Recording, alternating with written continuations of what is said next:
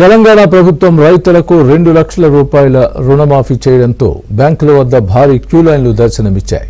మహబూబాబాద్ జిల్లా నెల్లికుదురు మండల కేంద్రంలోని ఎస్బీఐ ముందు రైతులు తెల్లవారుజాము నుంచే తమ చెప్పులను క్యూ లైన్లలో పెట్టి ఇళ్లకు వెళ్లారు. 10 గంటల తర్వాత మళ్లీ రైతులంతా బ్యాంకు వద్దకు చేరుకున్నారు. తమకు రుణమాఫీ అయిందో కాలేదో తెలుసుకునేందుకు కొంతమంది, రుణమాఫీ అయిన రైతులు రెన్యువల్ చేసుకునేందుకు మరికొంతమంది బ్యాంకు వద్దకు వచ్చారు. ఈ రద్దీతో సాధారణ లావాదేవీలు జరిపే వినియోగదారులు తీవ్ర ఇబ్బందులు ఎదుర్కోవాల్సి వచ్చింది.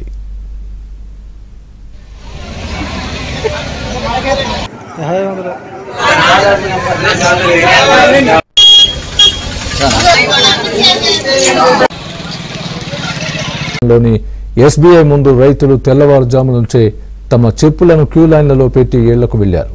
10 గంటల తర్వాత మళ్లీ రైతులంతా బ్యాంకు వద్దకు చేరుకున్నారు. తమకు రుణమాఫీ అయిందో కాలేదో తెలుసుకునేందుకు కొంతమంది, రుణమాఫీ అయిన రైతులు రెన్యువల్ చేసుకునేందుకు మరికొంతమంది బ్యాంకు వద్దకు వచ్చారు. ఈ రద్దీతో సాధారణ లావాదేవీలు జరిపే వినియోగదారులు తీవ్ర ఇబ్బందులు ఎదుర్కోవాల్సి వచ్చింది.